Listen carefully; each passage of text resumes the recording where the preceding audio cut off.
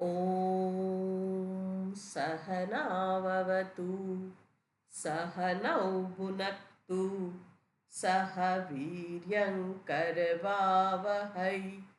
तेजस्विनावधीतमस्तु मा विद्विषावहै। ॐ शान्ति शान्ति शान्तिः।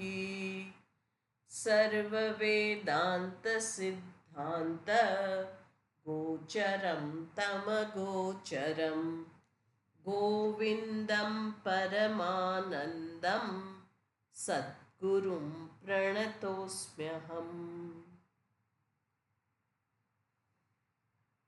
मनो नाम महाव्याघ्रो विषयारण्यभूमिषु चरत्यत्र न गच्छन्तु साधवो ये मुमुक्षवः।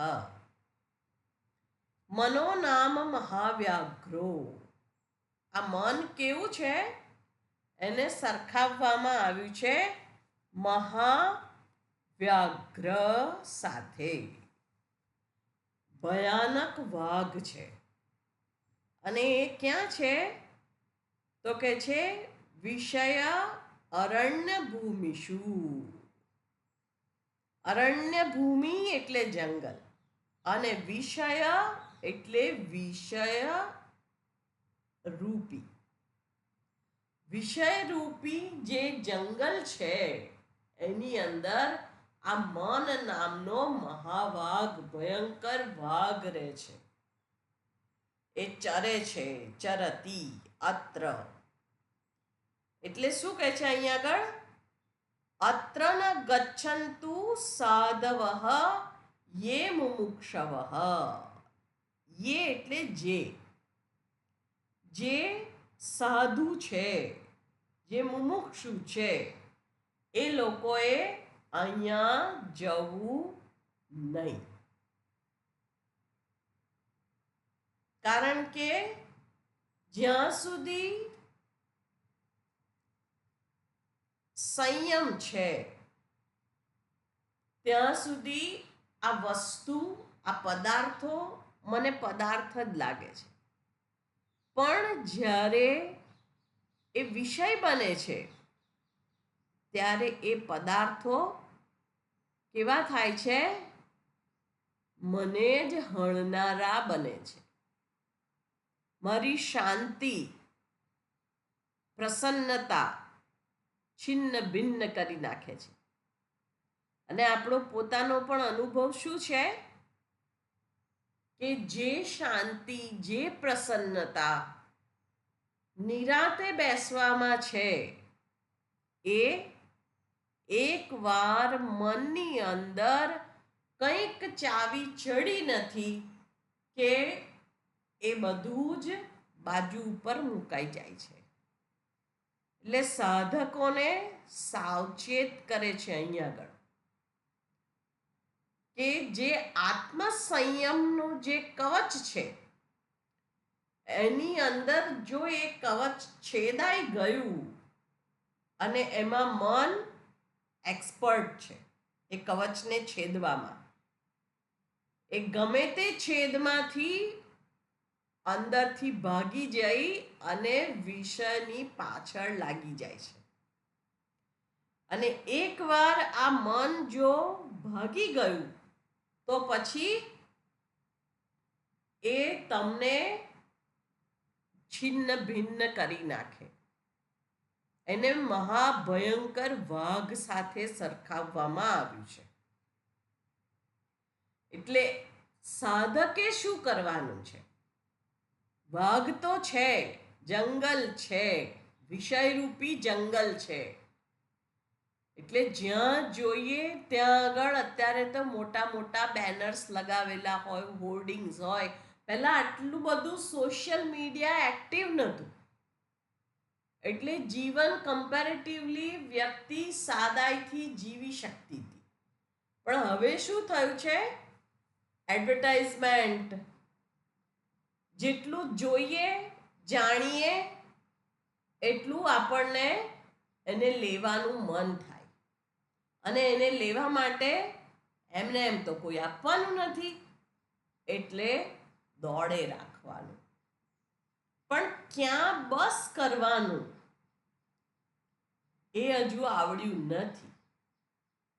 એટલે આ વિષય અનેક છે, મન એક છે, અને એ વિષયની પાછળ એ ભાગતા ભાગતા જે મને છે, એટલે મન એ જ હું છું. આપણે એવું નથી કહેતા કે આ મારું મન ભાગે છે એટલે મારે જોઈએ છે. ના, એ મન જ હું છું.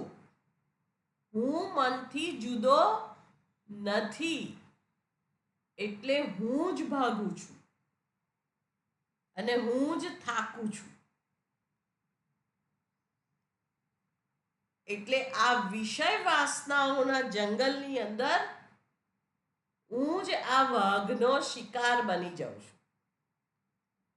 એટલે સાધકે સતર્ક રહેવાની જરૂર છે. મનને કોઈ પણ આળસ વગર, થાક વગર વિવેક અને વૈરાગ્યના રસ્તે, ભલે લાંબો રસ્તો હોય પણ તે જ રસ્તે જવા દેવું એ હિતાવહ છે. આપણને લાગે કે આ જંગલમાંથી તો હમણાં પાર પડી જવાશે, આટલા કિલોમીટર ઓછા થઈ જાય એવા છે, પણ ત્યાં આગળ લૂંટારુઓનો ભય છે, જંગલી પ્રાણીઓનો ભય છે એવું લખ્યું હોય તો આપણે શું કરીએ છીએ? ભલે ટૂંકો રસ્તો હોય પણ આ રસ્તો લેવા જેવો નથી. સાધકનું પણ આ જ કામ છે.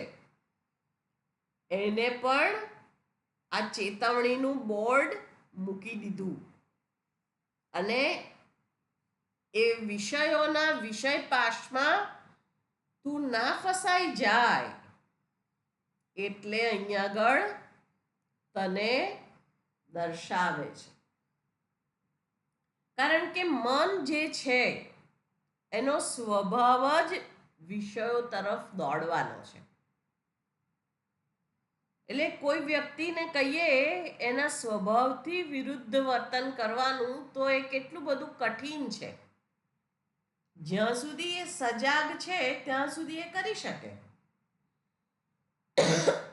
પણ જેવો જરા ગાફેલ રહ્યો તે પેલા જૂના સંસ્કાર એના પાછા આવે છે. એટલે અહીંયા પણ કહે છે કે આ મન નામનું જે ઉપકરણ છે, જે સાધન આપણને આપવામાં આવ્યું છે, એનો મૂળ સ્વભાવ જ વિષયો તરફ ગતિ કરવાનો છે.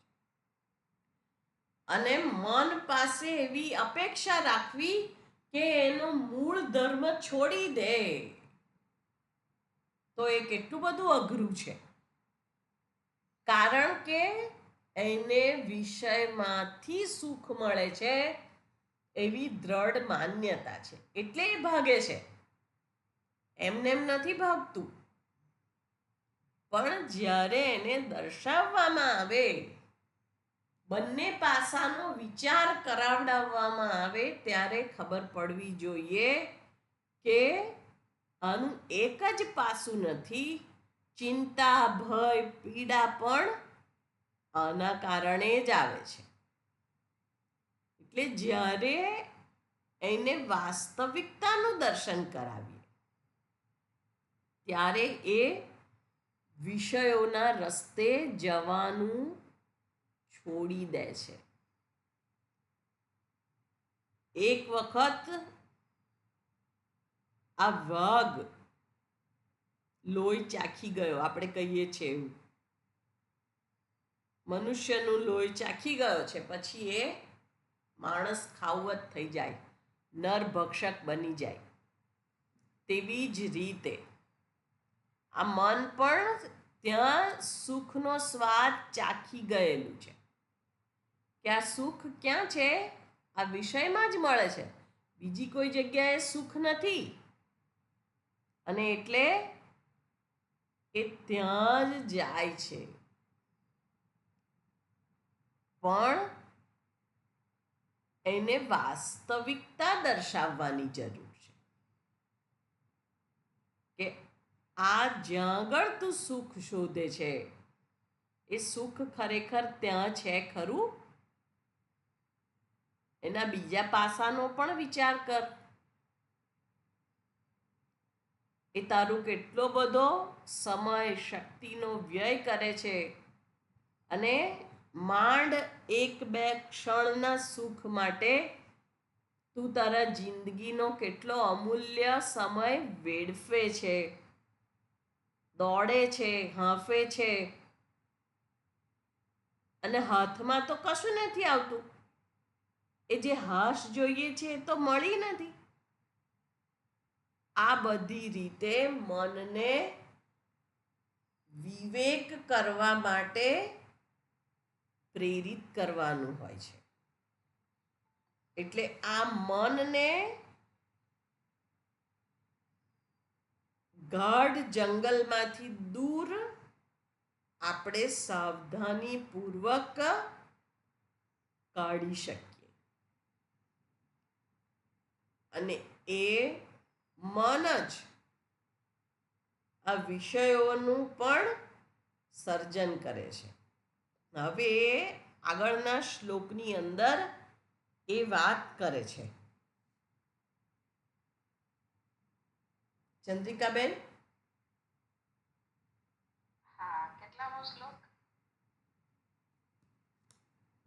179.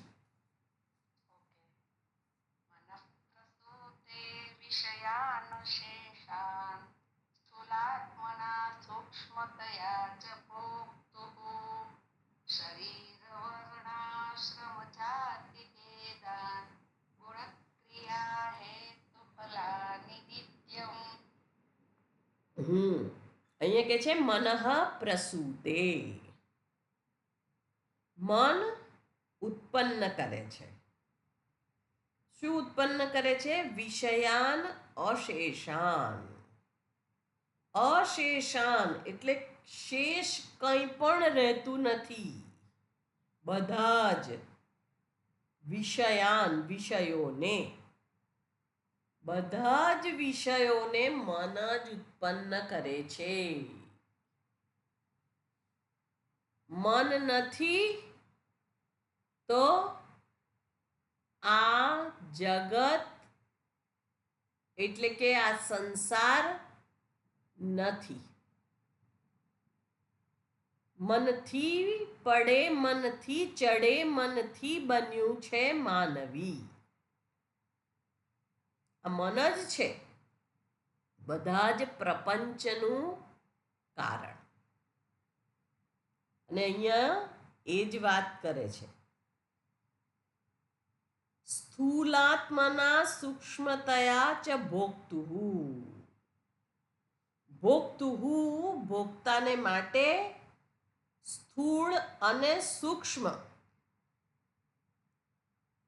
પછી શરીર વર્ણાશ્રમ જાતિ ભેદાત. શરીર વર્ણ આશ્રમ જાતિ ભેદ અને ગુણ ક્રિયા હેતુ ફલાની નિત્યમ. ગુણ ક્રિયા હેતુ અને ફળ સર્વને મન જ ઉત્પન્ન કરે છે. શું કરવા? આ જીવના ભોગ માટે. ત્રણ વસ્તુઓ બતાવી અહીંયા આગળ. પહેલું છે સ્થૂળ અને સૂક્ષ્મ વસ્તુઓને, વિષયોને મન ઉત્પન્ન કરે છે. બીજું કે છે શરીર વર્ણાશ્રમ જાતિ ભેદને પણ મન જ ઉત્પન્ન કરે છે. અને ત્રીજું કે છે ગુણ ક્રિયા હેતુ અને ફળ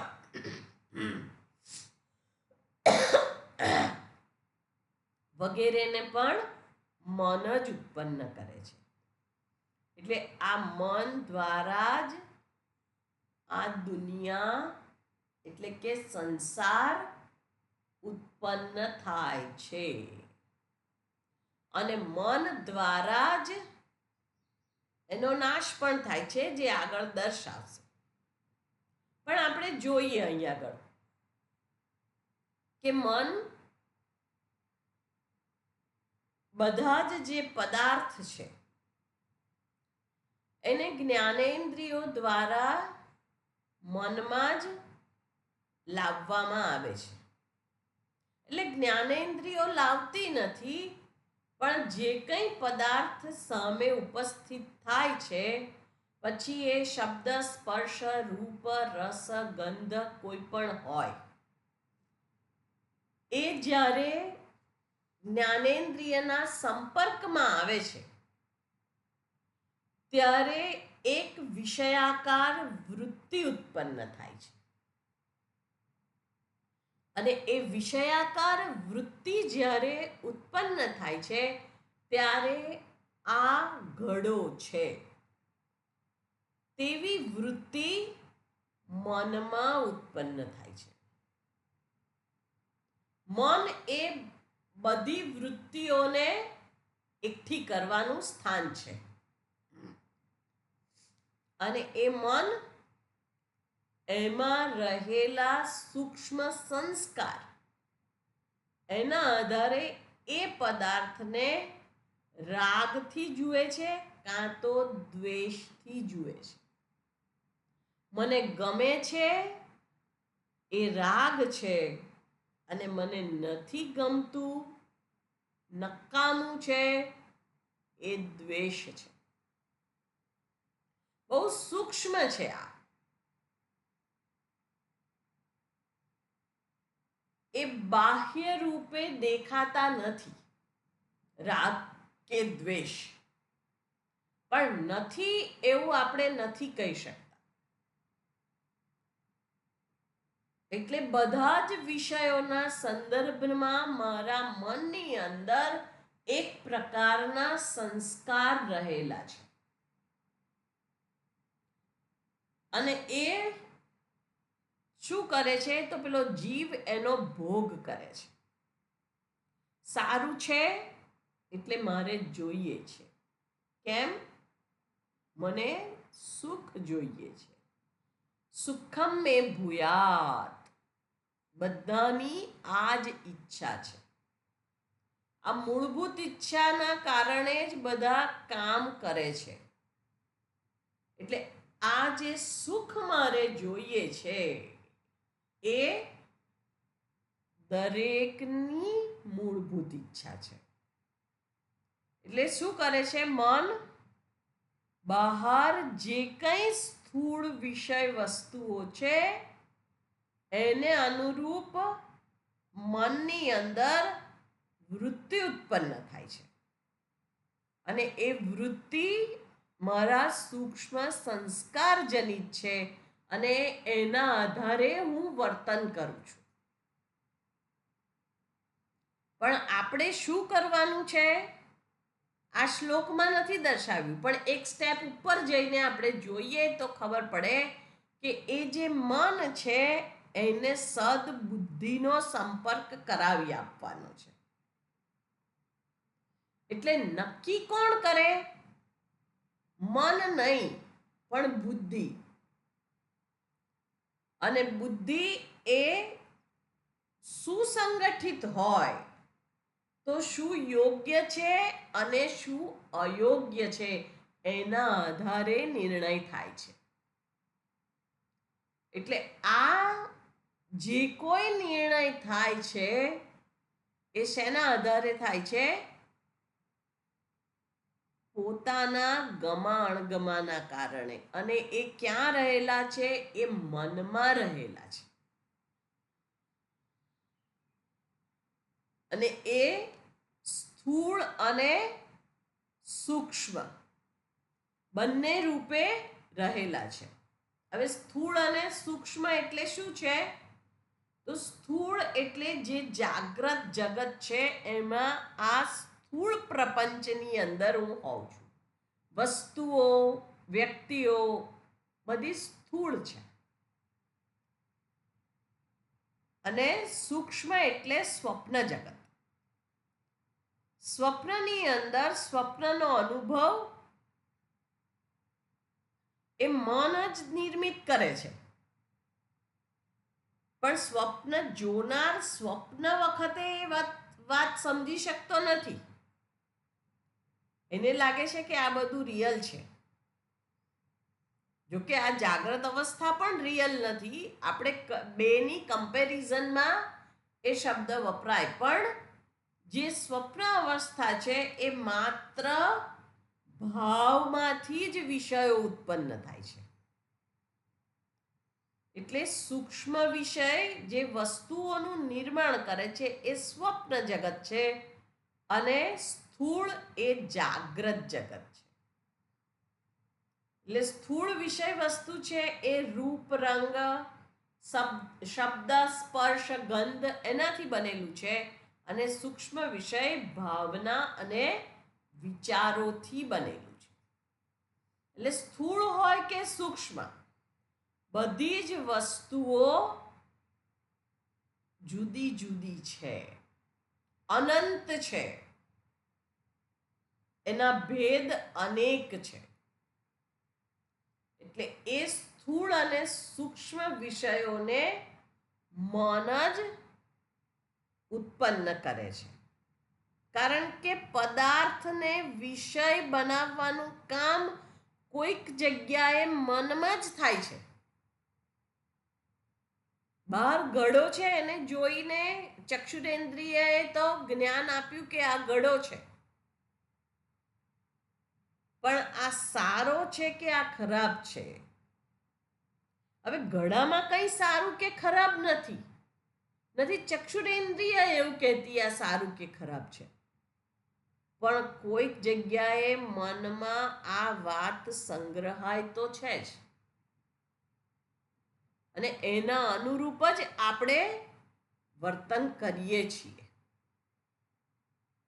એક નાની બાળકી હતી અને સ્વામીજી પાસે પ્રણામ કરવા આવી. સ્વામીજીએ એને કેળું આપ્યું. તો કે છે, I hate banana, I love Apple. હવે બનાનાની અંદર હેટ કરવા જેવું શું છે? એમાં તો કંઈ નથી કે જેને તમે નફરત કરો, પણ છતાંય એક્સપ્રેશન કેવા છે? I hate banana. આ કેળાને હું નફરત કરું છું, હું ધિક્કારું છું.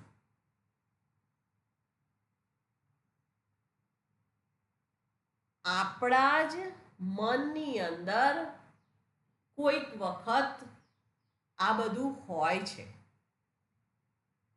આપણે બીજી વ્યક્તિ વિષયના સંદર્ભની અંદર આવી વાતો કરતા હોઈએ છીએ. એટલે આ મન જે છે એ પોતાના સ્વચ્છંદી રીતે એ ના વર્તન કરે. એટલે આગળ એને મહાવાઘ સાથે, ભયંકર વાઘ સાથે સરખાવવામાં આવ્યું છે કે એને જો છૂટું મૂકી દેવામાં આવે તો મને જ્યાં ગમે છે હરું છું, ફરું છું, એવું જ. પણ એમાંથી એને સુસંસ્કૃત બનાવવું હોય તો એને પણ ભણવા બેસાડવું પડે, એને શિક્ષણ આપવું જરૂરી છે. નહીં તો એ ખાડામાં લઈ જાય. એટલે અહીંયા આગળ કહે છે, મનઃ પ્રસૂતે વિષયાન અશેષાન, અશેષાન વિષયાન મનઃ પ્રસૂતે. સ્થૂલાત્મના સૂક્ષ્મતયા ચ ભોક્તુઃ. સ્થૂળ અને સૂક્ષ્મ વિષયોને ભોગતાને માટે. હવે આ ભોગતા કોણ છે? ભોગતા પણ હું જ છું, મારાથી જુદો કોઈ ભોગતા નથી. મને જ સુખ થાય છે, વિષયોને ભોગવીને સુખ કોને થાય છે? એ સ્થૂળ હોય કે સૂક્ષ્મ?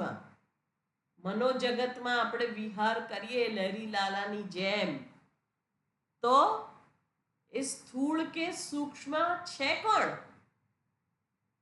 હું જ છું, આ ભોગતા, બીજો કોઈ નથી.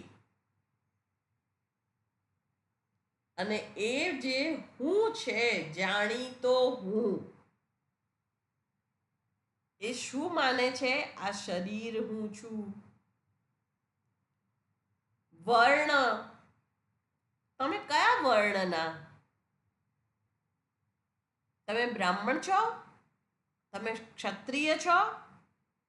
કયા વર્ણના? ભેદ ઉત્પન્ન થાય છે, એના આધારે જ રાગ દ્વેષ બને છે.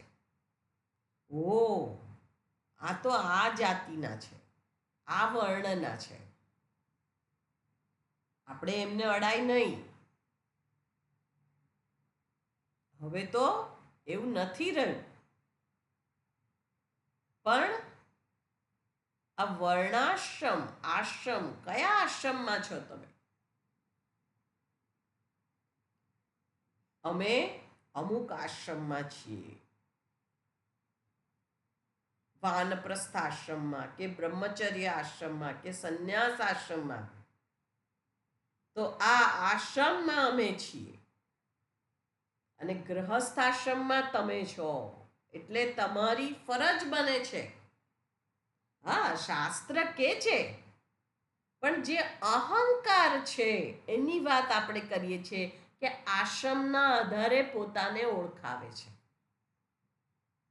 આ વર્ણાશ્રમ ધર્મ જે છે એ જીવનને સુવ્યવસ્થિત રીતે ચલાવવા માટે નિર્માણ કરેલો છે. એનો અહંકાર લઈને ફરવા માટે નથી નિર્માણ કરેલો.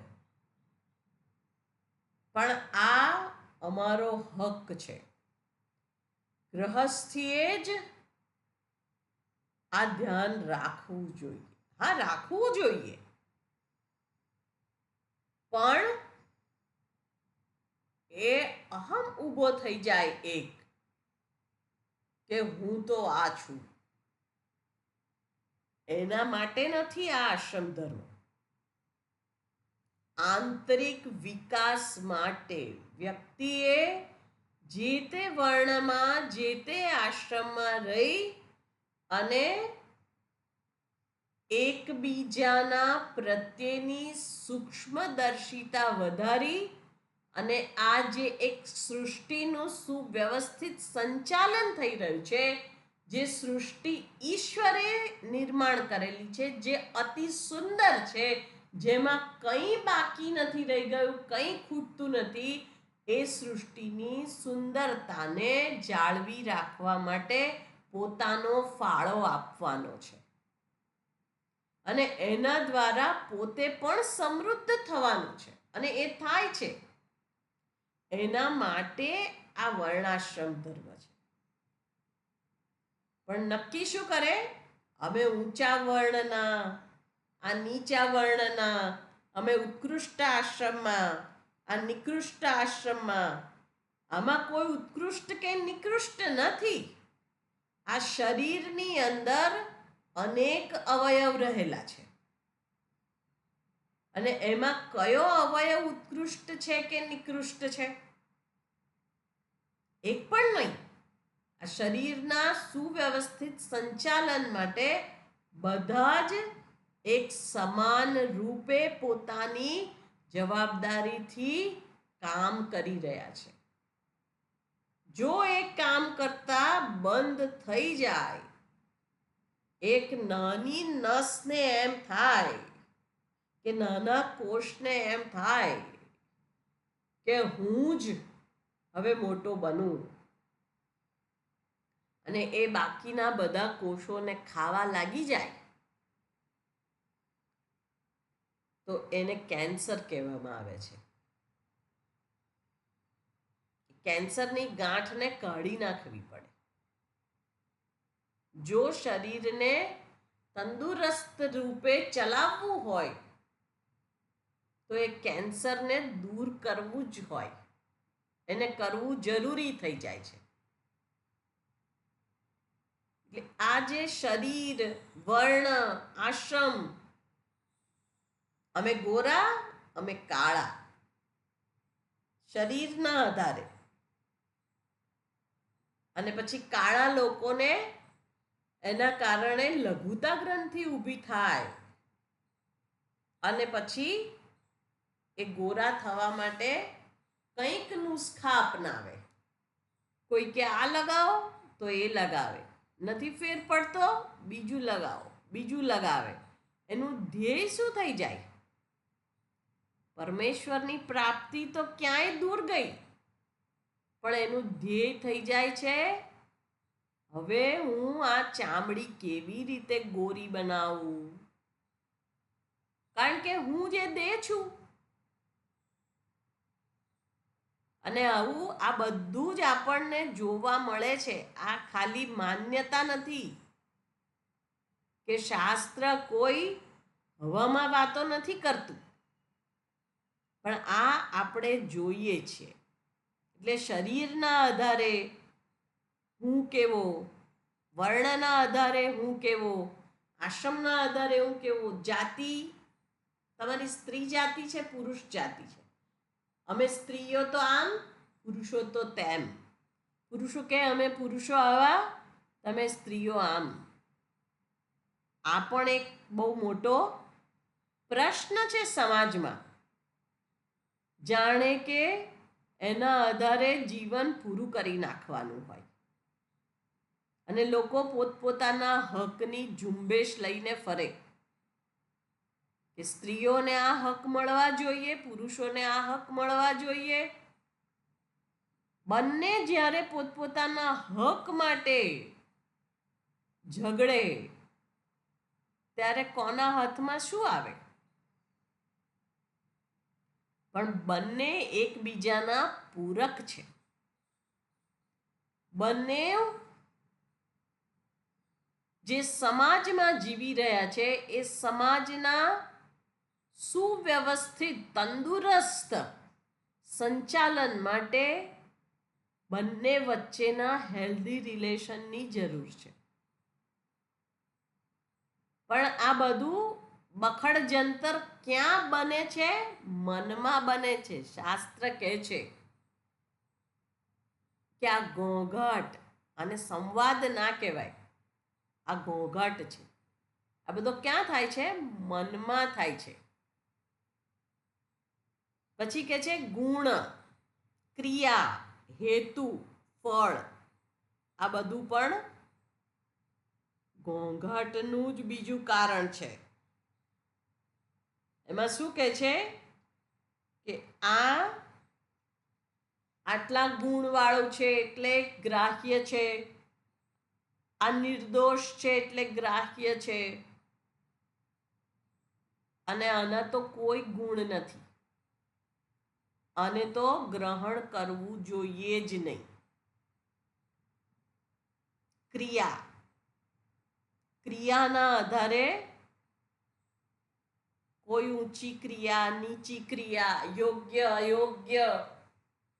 યોગ્ય અયોગ્ય હોય ત્યાં સુધી તો વાંધો નથી, પણ આ ખરાબ છે.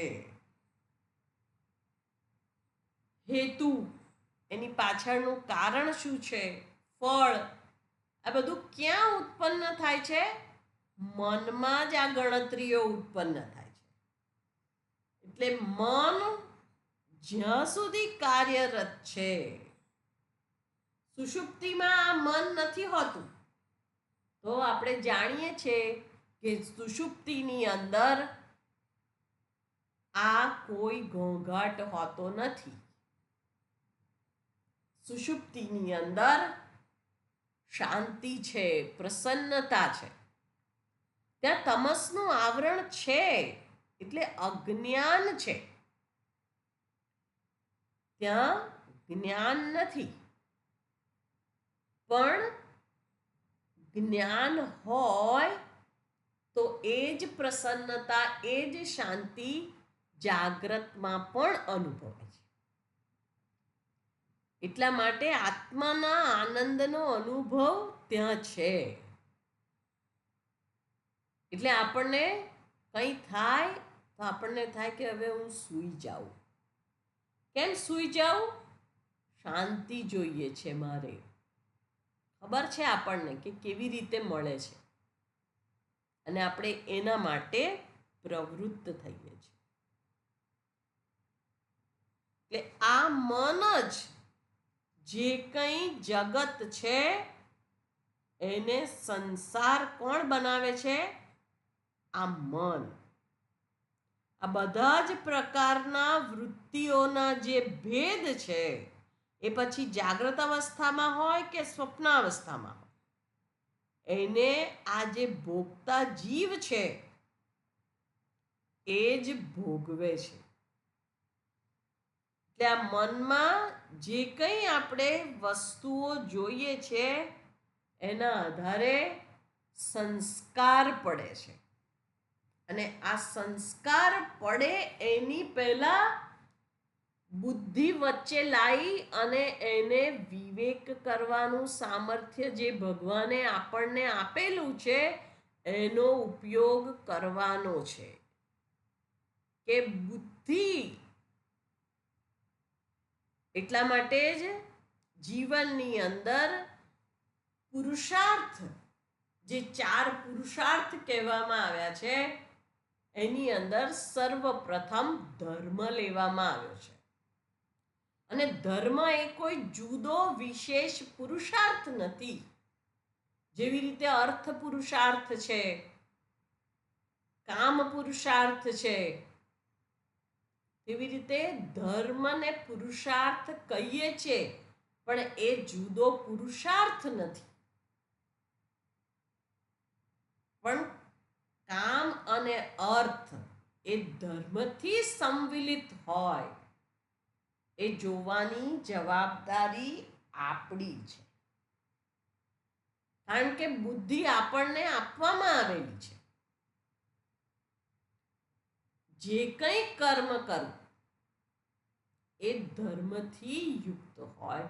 પછી એ અર્થોપાર્જનનું કર્મ કરવું કે જે ઉપાર્જન કર્યું છે એના વડે સુખ ભોગવવાનું કામ ઉપભોગનું કર્મ કરવું, પણ એમાં ધર્મ રહેલો હોય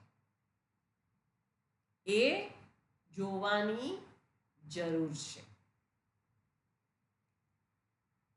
અને એ જોઈએ તો પછી મોક્ષ પુરુષાર્થ, જે ચોથો પુરુષાર્થ કયો છે, પણ એ એક જ પુરુષાર્થ છે વાસ્તવિક રૂપે જોઈએ તો. આ બધા દ્વારા પ્રાપ્તવ્ય જે પરમ સુખ છે એને જ મોક્ષ પુરુષાર્થ કહ્યો છે. અને એ મોક્ષ પુરુષાર્થ માટે પછી મારું મન તૈયાર થાય છે.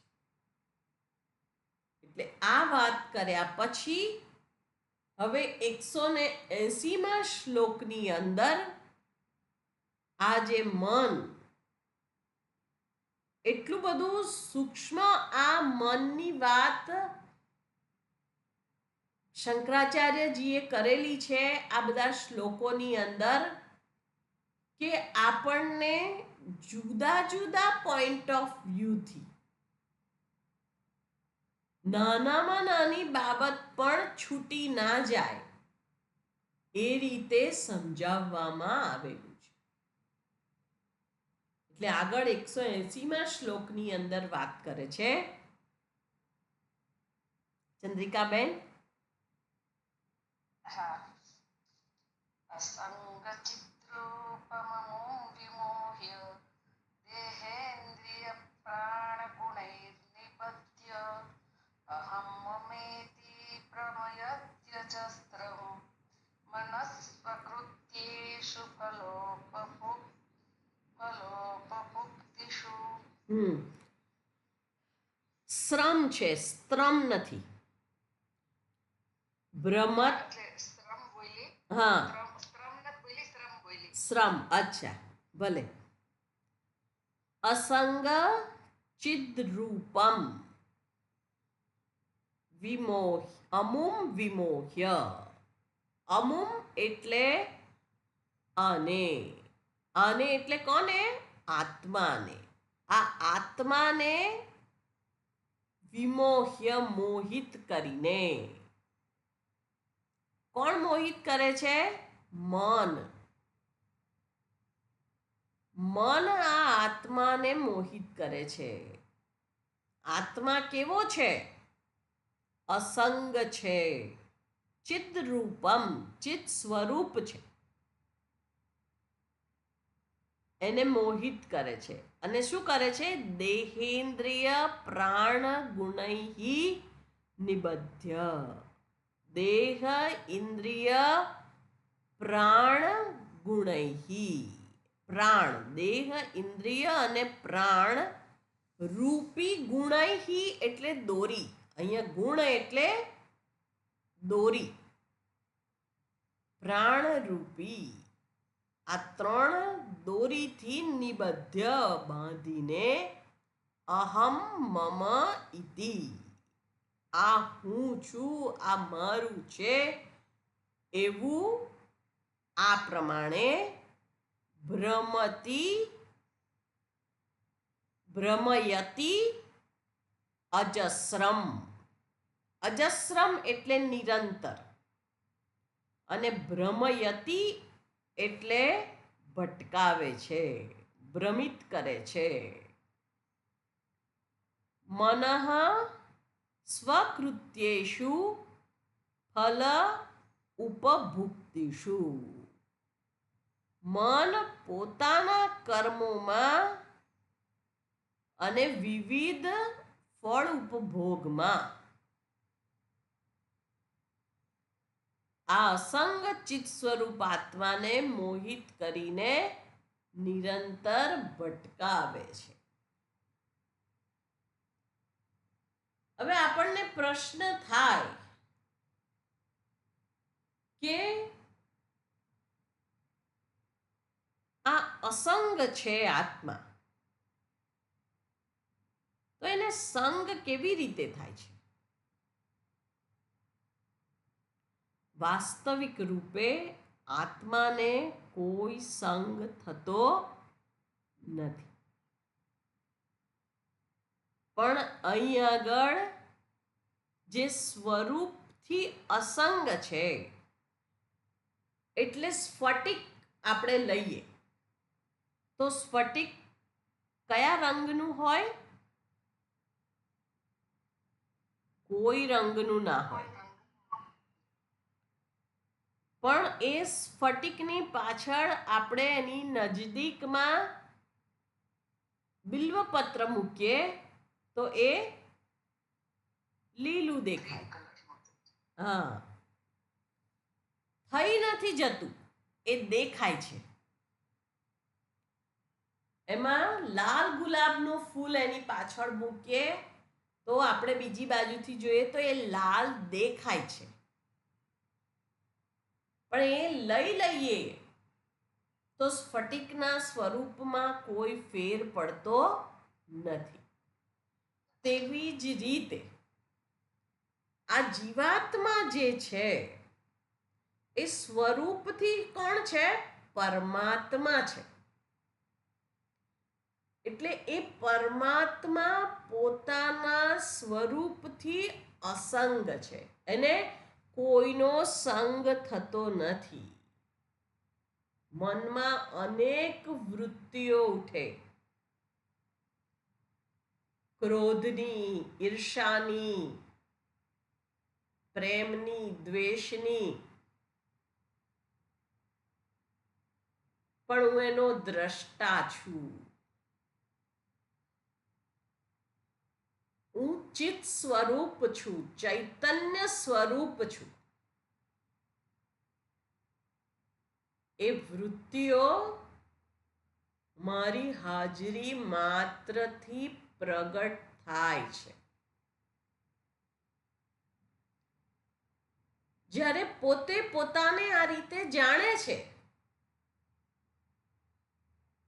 ત્યારે એ ભટકી જવાનો નથી. પણ અહીંયા જે ભટકી જાય છે એ જ હું ભટકી જાય છે. જ્યારે અજ્ઞાનનું આવરણ છે એની ઉપર, ત્યારે એ જ હું કરતા ભોગતા બને છે. હું જ કરું છું, હું જ ભોગવું છું. ત્યારે પોતે અસંગ ચિદ્રૂપ હોવા છતાં પણ જાણે કે મોહિત થઈ જાય છે. અને એ શરીર, ઇન્દ્રિયો અને પ્રાણના બંધનથી, પ્રાણ આ 3 રૂપી દોરીના બંધનથી બંધાઈ જાય છે. શરીર એ હું છું,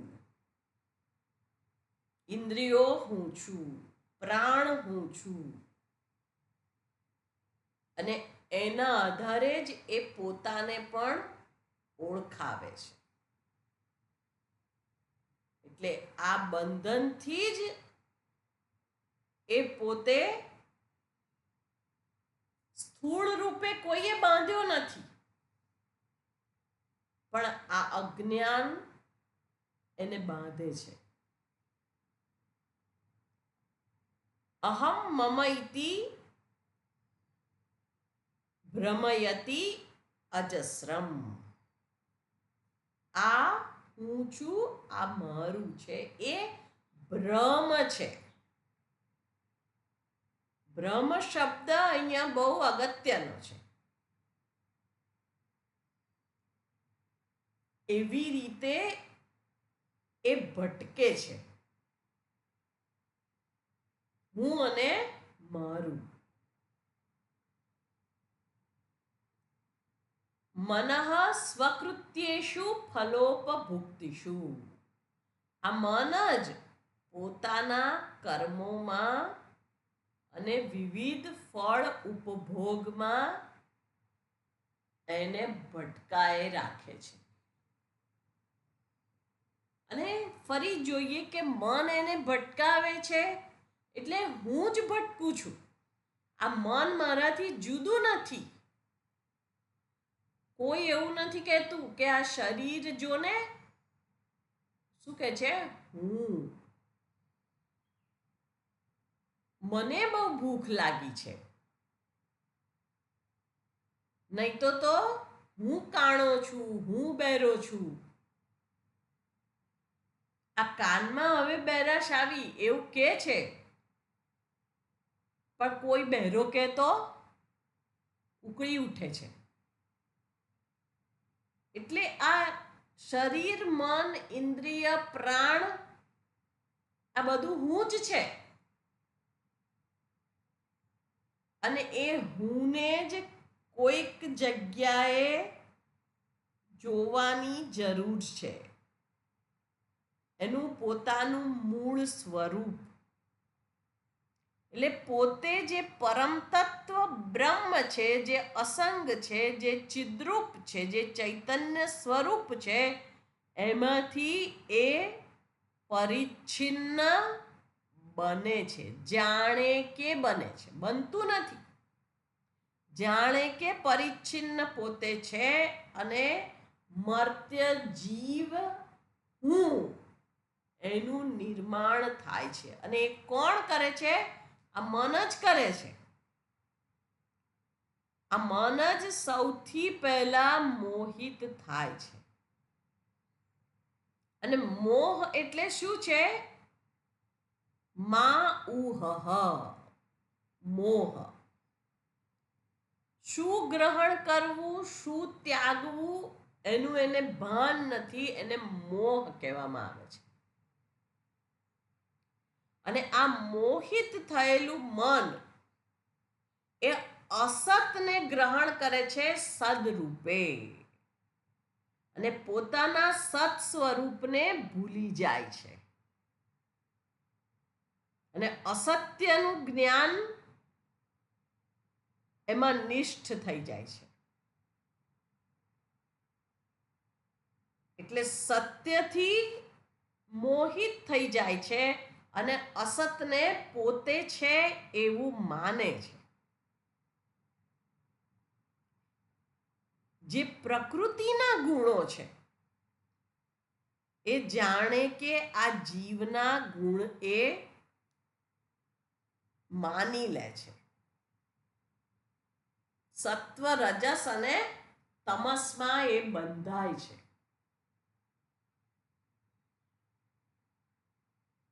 અને પછી શું છે? આ હું છું, આ મારું છે, આ મેં સારું કર્યું, આ ના સારું કર્યું. ક્યારેક જાગ્રત અભિમાની, ક્યારેક સ્વપ્ન અભિમાની થઈ જાય છે. અને આ પ્રમાણેના તાદાત્મ્યના કારણે આ દેહ, મન, બુદ્ધિના ગુણધર્મ જે પરિચ્છિન્ન છે, જે વિકારયુક્ત છે, જે જન્મવા અને મરવાના સ્વભાવવાળું છે, એ જે અજન્મા છે એને લગાડી દે છે. કેમ આવું થાય છે? અજ્ઞાન વશાત. એટલે એ અજ્ઞાનના કારણે મોહિત થઈ જાય છે. આત્મા ક્યારેય મોહિત થતો નથી. આત્મા તો અસંગ છે. હમણાં જોયું એ પ્રમાણે સ્ફટિકના પોતાના સ્વરૂપમાં કોઈ ફેર પડતો નથી. એ પોતે તો કેવું છે? અસંગ છે, ચિદ્રૂપ છે. પણ આ મન એવી ભ્રાંતિ ઊભી કરે છે. આ ભૂલ મનમાં કોઈક જગ્યાએ થાય છે અને વ્યક્તિ આ મારું, તારું, હું, તેનું એ બધા દુઃખ ભોગવે રાખે છે. કર્મ કરવામાં પણ હું પણ, ફળ ઉપભોગમાં પણ હું પણ.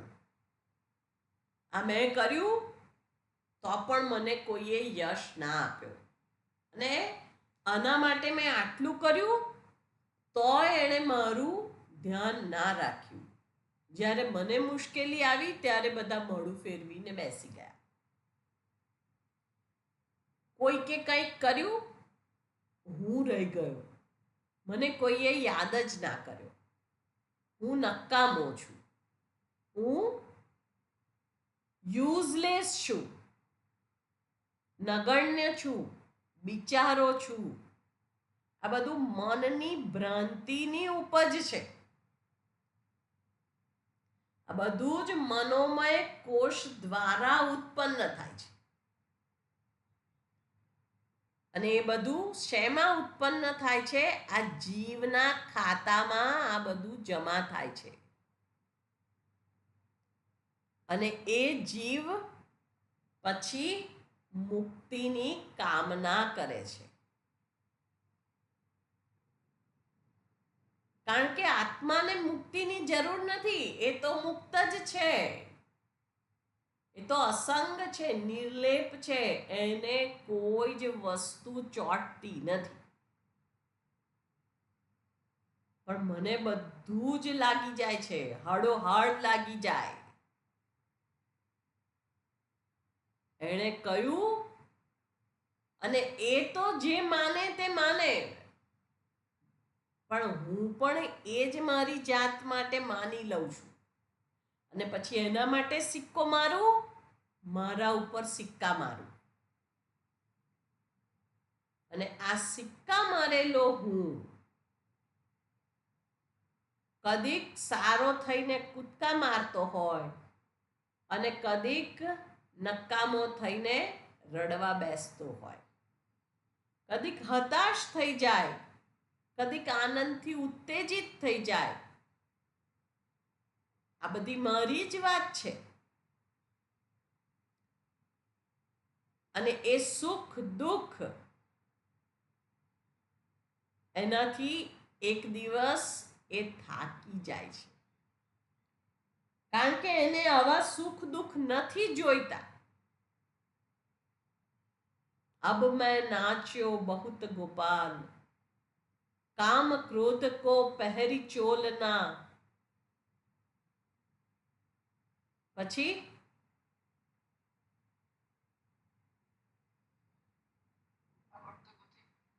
હા, સુરદાસજીનું ભજન છે. ભગવાનને કહે છે કે હવે હું બહુ થયું ભગવાન, આ કામ ક્રોધ રાગ દ્વેષ બહુ નાચ્યો, એનો અંગરખું પહેરી, એનો વેશ ધારણ એ હું જ છું એવી રીતે પહેર્યું મેં, અને બહુ નાચ્યો, હવે બસ, હવે મને આમાંથી ઉગારો. એટલે એ જીવને જ્યારે આ જ વિષયો, જે પદાર્થોને એણે વિષય બનાવ્યા છે, એ વિષયોમાંથી જ જ્યારે એ થાકે છે અને ત્યારે એને સત્ય જ્ઞાન માટે પ્રીતિ જન્મે છે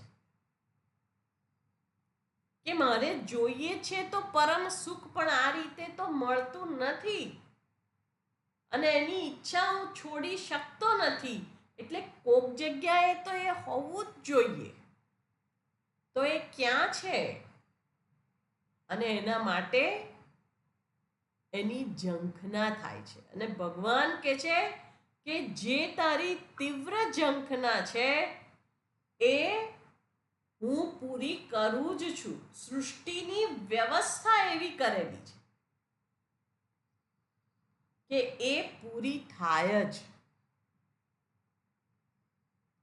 અને આ મન જ્યારે આ સંસારની અંદરથી ઉપરામ થવાની ઈચ્છા કરે છે, આ જીવ જ્યારે ભગવાનને પોકાર કરે છે, ત્યારે ભગવાન એને સદબુદ્ધિ આપે જ છે. આ જે કંઈ છે એ સૃષ્ટિ જે 3 ગુણવાળી છે, સત્ય રજસ અને તમસ ગુણવાળી, એની અંદર એને મિથ્યાત્વ બુદ્ધિ ઉત્પન્ન કરે છે, સૃષ્ટિનું સાચું સ્વરૂપ એની સામે પ્રગટ કરે છે અને પોતાનું પણ સાચું સ્વરૂપ એની સામે પ્રગટ કરે છે. એટલે શાસ્ત્ર છે, સદગુરુ છે, એ કાર્ય કરે છે આપણા જીવનની અંદર કે જે આપણે જાતે ના કરી શકે, જે બાહ્ય કોઈ બીજા વ્યક્તિ કે પરિસ્થિતિ કે પદાર્થ ના કરી શકે. અને એ વાત હવે આગળના શ્લોકમાં કરવા જઈ રહ્યા છે, જેને આપણે આવતીકાલે જોઈશું. ઓમ પૂર્ણમદ પૂર્ણમિદં પૂર્ણાત પૂર્ણમુદચ્યતે પૂર્ણસ્ય પૂર્ણમાદાય પૂર્ણમેવાવશિષ્યતે. ઓમ શાંતિ શાંતિ શાંતિ. હરિ ઓમ. શ્રી ગુરુભ્યો નમઃ. હરિ ઓમ.